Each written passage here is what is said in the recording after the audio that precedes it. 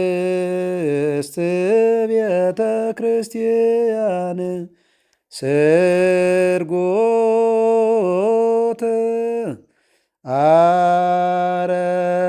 አረፋቲሃ ወስዕርት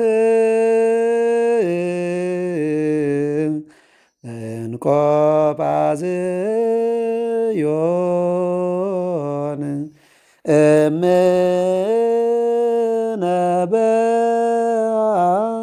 ቅድስት ቤተ ክርስቲያን። ክቡራን ተመልካቾቻችን፣ የስርዓት ሚዲያ ቤተሰቦች እንደምን ቆያችሁ? እንደምን ከረማችሁ? እንደምን ሰነበታችሁ? መምህር እንዴት አሉ? እግዚአብሔር አምላካችን ዛሬም እንደትናንቱ ጊዜውን፣ ቀኑን፣ ዕለቱን ባርኮ አገናኝቶናል። ደግሞ ስለ ጀመርነው ጉዳይ እንድንመካከር እንድንማማርም እግዚአብሔር ፈቃድ ሆኖ ነው የተገናኘ ነውና እንኳን ደህና ቆያችሁን። እንኳን ደህና መጡ መምህር። እንግዲህ ዛሬም ያው የሥርዓተ ቅዳሴያችንን የመግቢያውን ዝግጅት ክፍሉን እያየን ነው ያለ ነው።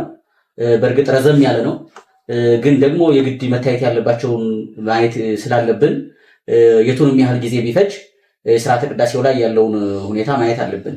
እንደው ብዙ ተመልካቾቻችንም እንደው በጣም ጥሩ ነው ብዙ የተለመደው ሰብሰብ አድርጎ ጥቅልል ያለ ትምህርት መስጠት ነው የተለመደው እና ይሄ እንደው በንባብም ጭምር እየተባለ ትምህርት መሰጠቱ ለነገም ሌሎች መምህራን ሊሄዱበት ጥሩ በር ይከፍታል፣ ጥሩ ጅማሩ ነው የሚል ሐሳብም ስለሚመጣ የትኛውንም ያህል ጊዜ ቢወስድ እዚህ ላይ ያለውን ትምህርት እንቀጥላለን ማለት ነው እና ዛሬ እንግዲህ የዛሬውንም ባለፈው ከአቆምንበት ነው የምንቀጥለው።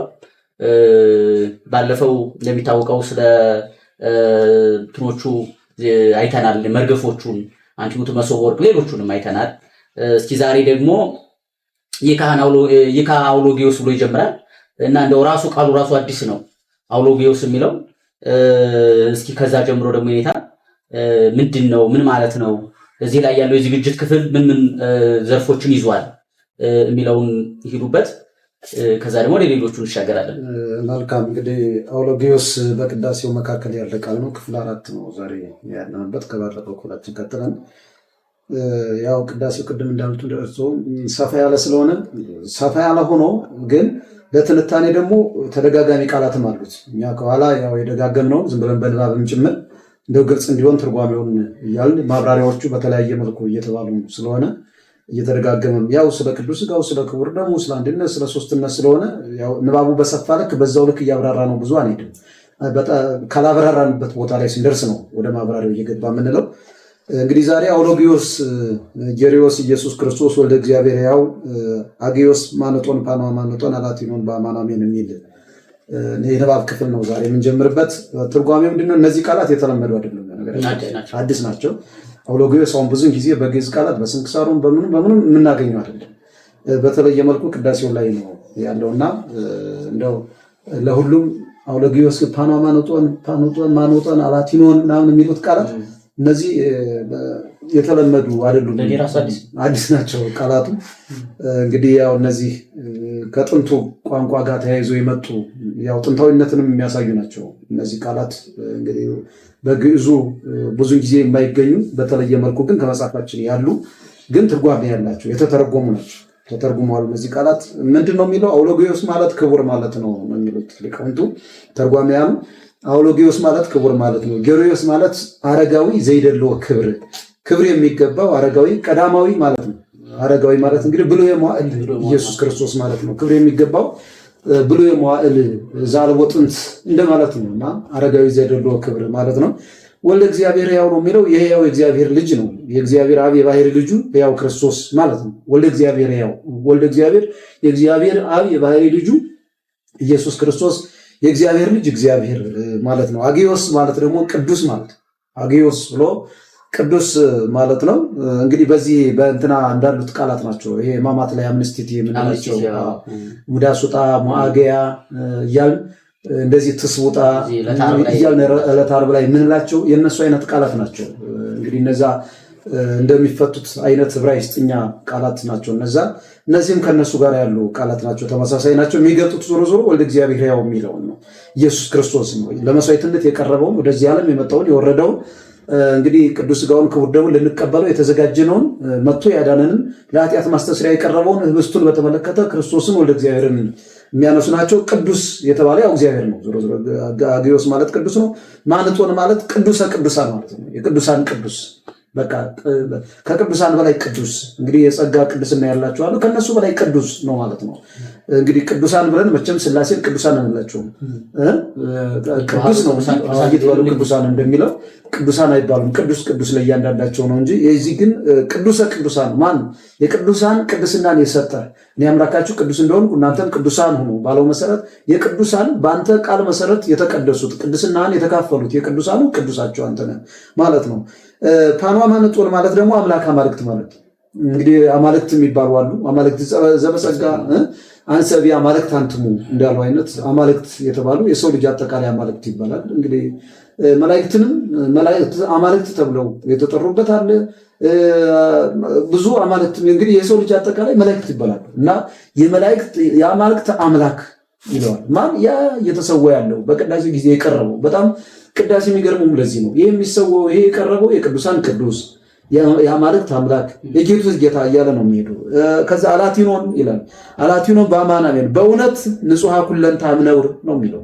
ይህ ህብስት አላቲኖን ማለት ንጹሐ ኩለንታ እምነውር ነውር ነቀፋ የሌለበት እንደውም ምንድን ነው የሚሉት አባቶቻችን ህብስቱ ዘአልቦ ነቅ ይሁን ነቅ የሌለበት በቃ ወይኑ ወፍ ያልመጠጠው ፀሐይ ያላሳረረው ፀሐይ ያልቆረጠው ወይኑ ሲመጣ ለቤተ ክርስቲያን መገበሪያው ሲመጣ ደግሞ ሀሩር ያልመጣው እንክርዳድ ያልተቀላቀለበት ገና ከመጀመሪያው ከዚህም በኋላ ደግሞ ያ ሲዘጋጅ ደግሞ ቤተልሔማዊ ተግባሩ ደግሞ ዘአልቦ ነቅ ነው።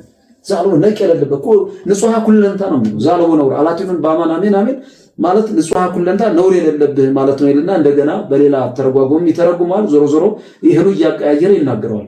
ቅዱስ የሚለውን አምላክ አማልክት አላቲኑን የሚለውን ደግሞ እግዚአብሔር እንደዚሁ አንድም እያለ ስለሚሄድ ለማሳጠር ያህል የነዚህ ትርጓሜያቸው ይሄን ይመስላል ማለት ነው። አግዮስ የሚለው እነዚህ ናቸው። እሺ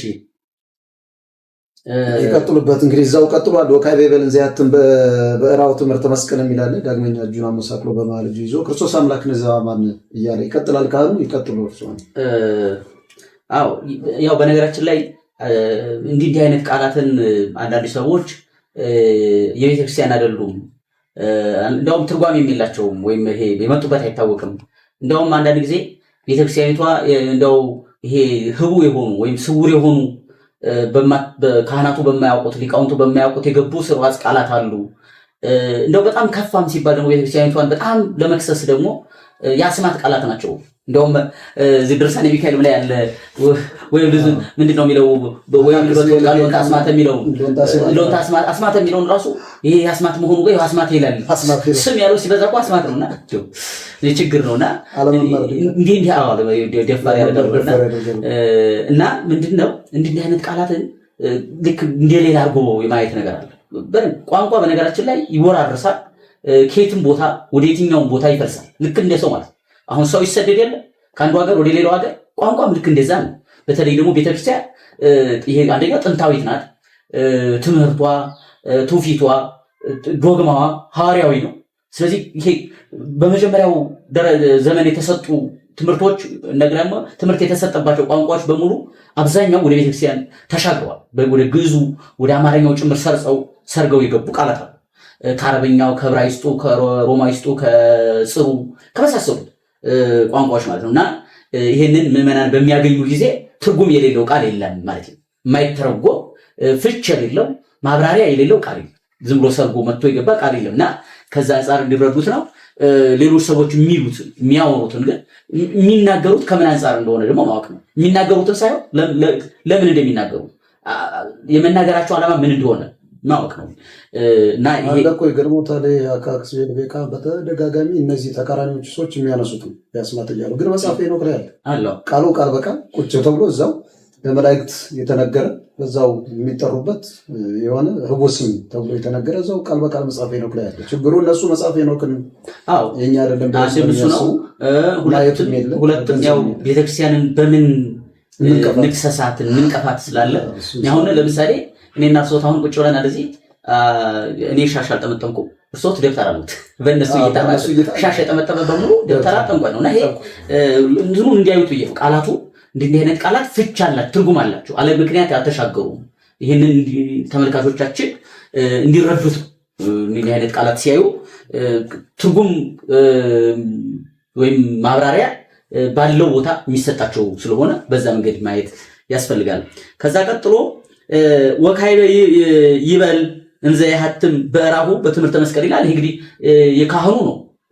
ያንን ሲያትም በአውራጣቱ ህብስቱን ሲያትም እንዲህ ይበል ትእዛዝ ይሰጣል። እንዲህ ይበል። አሁን ቅዳሴው ላይ በጣም የሚገርመኝ እኔ ለእያንዳንዱ ትእዛዝ አለ፣ መመሪያ አለው ማለት ነው። ስርዓተ ቅዳሴው ራሱ መመሪያ ይሰጣል። በየቀኑ እኮ ነው። በየቀኑ ይበል ካህን ይላል፣ ይካ ይላል፣ ይህ ይላል፣ ይዲ ይላል እያለ እያንዳንዶቹ መመሪያ ይሰጣቸው በየቀኑ እና ከነዛ መካከል አንደኛው ይሄ ወካይ ይበል እንዘ ያህትም በራሁ በትምህርተ መስቀል ሲያትም እንዲህ ይበል። ዳግመኛም እጁን አመሳቅሎ በመሃል እጁ ክርስቶስ አምላክነ ዘበአማን እተብ በየማነከ ወባረክ በእዴከ ወቀድስ በኃይልከ ወአጽን በመንፈስከ የማነ እዴከ ምንድነው የማነከ ይሄን እንትሩን እየደጋገመ ይናገራል። በቃ አሁን ይሄ እንግዲህ ኃይል ስጥ፣ ባርክ፣ ለይ፣ አክብር፣ በቃ ያ አንተ ሁን፣ ተለወጥ፣ ወደ አንተ ስጋነት ወደ አንተ ደምነት ይለወጥ። ለምን ኃይልም የሆነው ያ ነውና እያለ ጸሎት ያደርጋል። እንደው ክርስቶስ አምላክ ነው የሚለው ክርስቶስ አምላክ ነው፣ አምላካችን ክርስቶስ ይለዋል። እንትሩ እኮ እንደዚህ ያደረገ ህብስቱ ክርስቶስ አምላክ ነው የሚለው ክርስቶስ አምላክን አምላካችን ክርስቶስ ሆይ እያለ እተበ የማነከ ወባረክ በእዴከ በእጅህ ባርከው። ራሱ ካህኑ እየባረከ በእጅህ ባርከው ይላል። እጅን እጅህ አርከው። እንግዲህ ያው ይሄን እንኳን ሶት ያብራሩት ነው የሚሻለው። ምክንያቱም በካህናቱ መደብ ተሆኖ ሲነገር አንዳንድ ጊዜ ለተመልካቾቻችንም እንደው ጥሩ እንትን ይሰጣል ብዬ አስባለሁና ወባረክ በእዴከ ወቀድስ በኃይልከ ይለዋል። ኃይልህንም ግለጥ ይለዋል። በቀድስ ባሕይልከ ወአጽን በመንፈስከ ይሏል። መንፈስ ቅዱስንም እዛው ደግሞ የባህሪ ሕይወቱ መንፈስ ቅዱስ አይደለም እና አንድነት ሶስትነትንም እዚሁ ያጸናል። ከዛ ይቀጥልና በዚሁ ላይ አክብረህ ለውጠህ ስጠን እያለ ነው። ይሄ ሲጠቀለል ምንድነው? አክብረህ ለውጠህ ስጠን፣ አክብረህ ለውጠህ ራስህን ሆነህ ና እንቀበልህ እያለ ካህኑ ያደርጋል። የተጸፈው መልታይት ምሳሌ ነው ይላል። ይሄ ማተሙ ዙሪያውን እንትን ማድረጉ የተጸፈው መልታይት ምሳሌ ነው። ያንን መዳሰሱ ራሱ ያንን እንደዚህ በእጁ ወደ ታች መስቀለኛ ማድረጉ የተጸፈው መልታይት ክርስቶስ ካሳ ከፍሎልናል። ካሳ ከከፈለበት የካሳ አከፋፈል ስርዓት አንዱ በጥፊ መምታት በጣም ብዙ ነው። መራራ ሐሞት ጠጥቷል። የአይሁድን ስድብና ሐሰት የውሸት ክስ ሰምቷል። የአይሁድን ግርማ አይቷል። ብዛታቸውን ተመልክቷል። ባይ ያው ሁሉ ካሳ ነው። ከዛ ሁሉ ደግሞ በጥፊ መመታት እና ተጸፎ መልታይት ከ13ቱ ሕማማተ መስቀል ነው አይደል? ተጸፎ መልታይት ፊቱን በጥፊ መመታት ማለት ነው። ከዛ ይቀጥልና ዝንቱ ህብስት ይኩን ለስርየተ ኃጢአተ ህዝብከ አሜን ይላል። ይህ ህብስት የህዝቡ ኃጢአት ማስተስሪያ ይሁን ብሎ አንድም የኃጢአት ማስተስሪያ ይሆን ዘንድ እተብ ይላል። ባርከው በቃ የህዝቡ ኃጢአት ይሰረይበት ዘንድ ፈቃድ ይሁን። ምክንያቱም ክርስቶስ በማቴዎስ ወንጌል ምዕራፍ 26 ቁጥር 26 ላይ ለሐዋርያት አክብሮ ለውጦ ሲሰጣቸው ነገ ስለናንተ የሚቆረሰው ስጋዬ ይህ ነው የሚፈሰው ደሜ ስለናንተ ማለት ነው።